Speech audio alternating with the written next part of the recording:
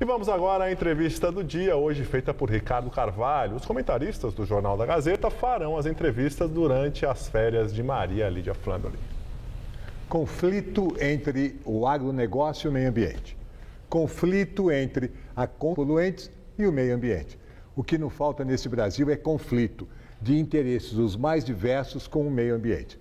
Para reger esta convivência, o país dispõe de uma ampla e moderna legislação ambiental. Para conversar com a gente sobre esta convivência jurídica, está aqui conosco o advogado Werner Grau Neto, especialista em meio ambiente, sócio do escritório Pinheiro Neto e professor de pós-graduação em várias universidades. Boa noite. Me diga uma coisa, a legislação do meio ambiente é feita para defender o meio ambiente, ela funciona assim? Ricardo, funciona em termos, na verdade não funciona se nós olharmos os objetivos finais. A lei existe para criar harmonia entre conservação ambiental, crescimento social e crescimento econômico. Isso. Essa harmonia é muito difícil de encontrar.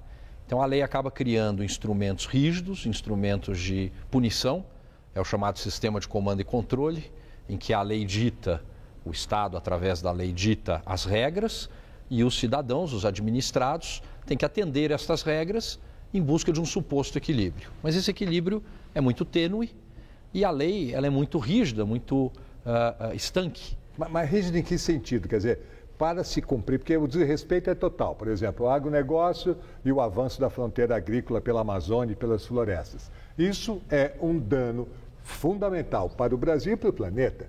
Como é que, do ponto de vista jurídico, como é que pararia isso? Para pegar um exemplo. Bom, as atividades irregulares, seja do agronegócio, seja de qualquer outro setor, elas têm que ser exercício pelo Poder Executivo de multar, embargar, suspender atividades.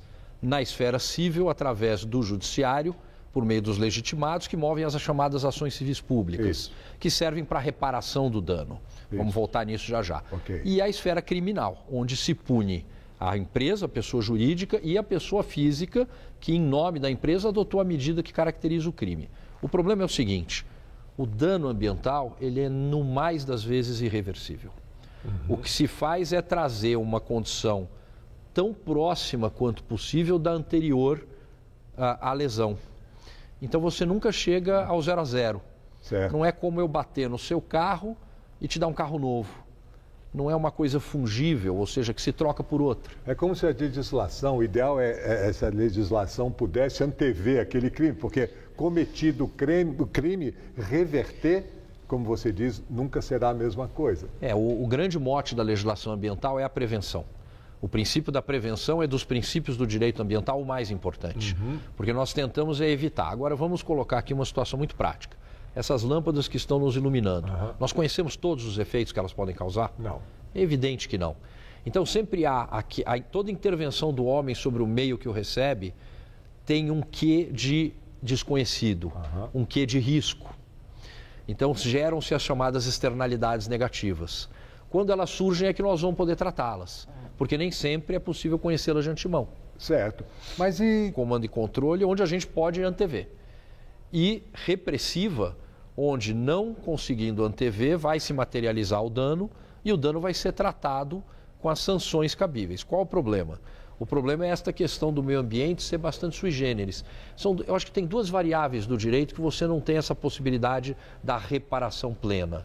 É a perda de uma pessoa, eu perco uma pessoa da minha família e eu movo a ação no direito à ressurreição. E para o meio ambiente é a mesma coisa. No momento em que eu tenho um determinado dano, atingir todos os aspectos dos microsistemas, de todos os elementos que interagem naquele ambiente, é muito difícil. Mas eu volto a dizer, o papel de direito na defesa do meio ambiente, que é hoje a defesa do planeta, que é hoje a luta contra as mudanças climáticas, contra o aquecimento global, a luta é muito maior. Quer dizer, o direito ambiental tem um papel fundamental a exercer, mas não exerce? Tem um papel fundamental e exerce em certa medida. O exemplo que você traz da mudança do clima é uma prova de que o direito não pode ser limitado a fronteiras na esfera ambiental, né? É aquela coisa dos chamados direitos transfronteiriços. Então, a gente tem emissões atmosféricas geradas aqui que geram efeitos em outros países.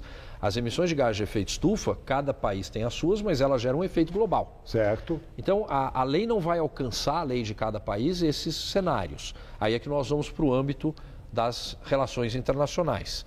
Ali falta um pouco de eficiência e eficácia na imposição.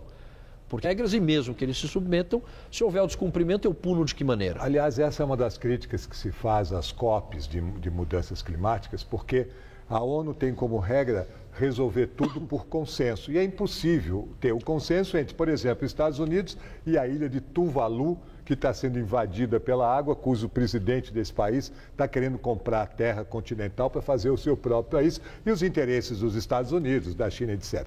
Isso é muito difícil de ser contemplado. E eu lhe pergunto, o que o cidadão, o cidadão que está em casa, o que a gente pode fazer para ajudar o direito a ter mais eficácia em favor do meio ambiente? Vamos trazer do seu exemplo de Tuvalu primeiro para depois o cidadão? Pois não. Eu tive o privilégio de prestar uma consultoria para o governo brasileiro nas negociações do clima e participei de algumas COPs nesta condição, né, de delegação brasileira.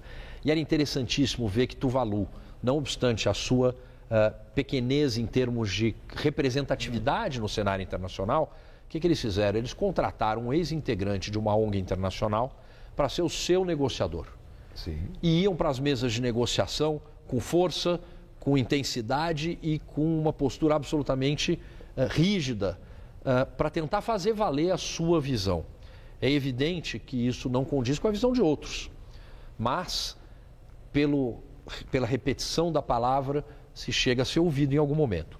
O cidadão é a mesma coisa, o cidadão tem algumas variáveis que ele pode fazer. A primeira é aquela variável de necessidade, meu banho dura quanto tempo, e assim por diante. Né? Recentemente na minha casa teve um negócio que me deixou extremamente feliz. A ideia que minha esposa teve foi a seguinte: 2 latas de lixo, 2 lixeiras, uma para recicláveis, outra para não recicláveis. Certo, eu falei, poxa, é óbvio, é tão simples e a gente não fazia. E para pressionar, por exemplo, um Congresso Nacional? Tá, e a sociedade civil organizada. Eu participo, sou conselheiro desde 2007 da TNC, que é uma ONG de conservação florestal, orgulhosamente uma das maiores do mundo. Fui presidente do conselho. A TNC é um dos caminhos que você pode, como cidadão, buscar impor a sua vontade. Certo. A sua palavra fica mais forte quando é através da sociedade organizada. Então, viva a sociedade organizada e você em casa não se esqueça de estar sempre, ou que pretenda sempre fazer alguma coisa em favor da defesa do meio ambiente. Foi um prazer te receber aqui, Grau. E eu espero que você volte logo para poder nos falar um pouco mais sobre esse papel tão importante do direito. Um prazer. Muito obrigado. Prazer enorme, estou sempre à disposição. Obrigado. Estela, é com você.